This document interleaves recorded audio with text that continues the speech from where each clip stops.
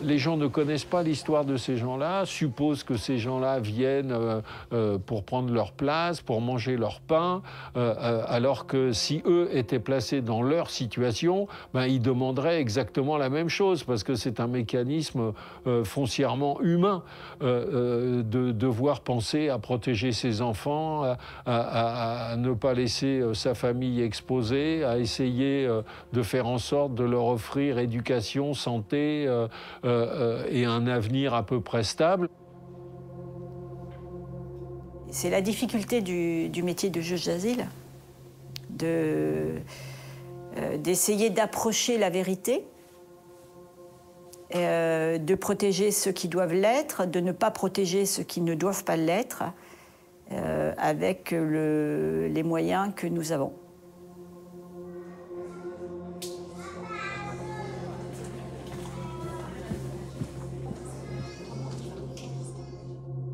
Qui étaient, selon vous, les responsables qui vous a torturé?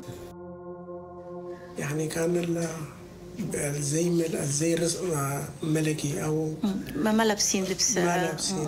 fait, je ne peux pas vous dire exactement. Parce que quand j'étais détenue et violentée, les personnes s'habillaient en civil.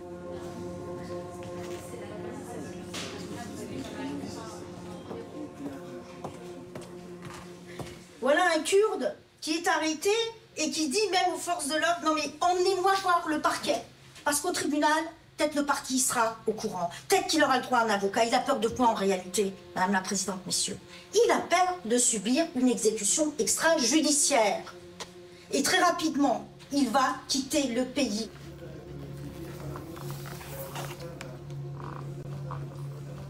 Elle risquerait de se faire exciser en cas de retour au Nigeria. Et donc, pour cette raison, moi, je vous demande d'accorder à l'enfant le statut de réfugié en raison des risques qu'elle encourt d'être excisée ou, à défaut, de lui accorder la protection subsidiaire.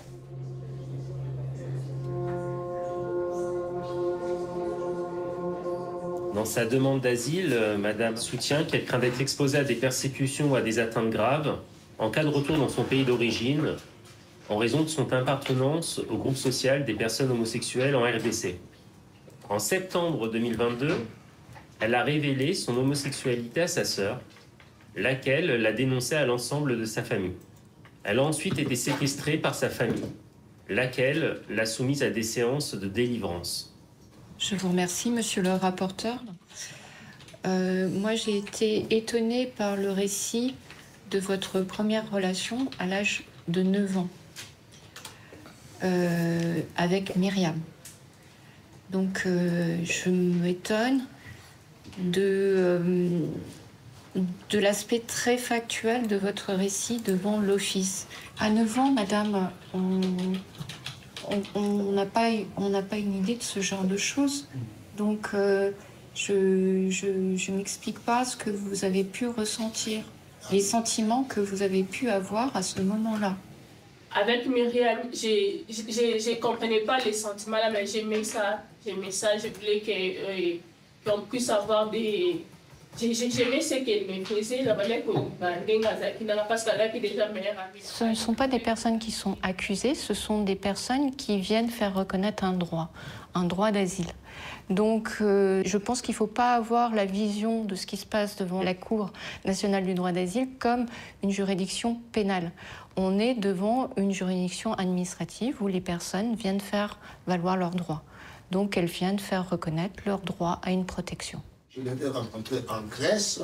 Ce monsieur a m'aidé pour traverser la mer Égée et aller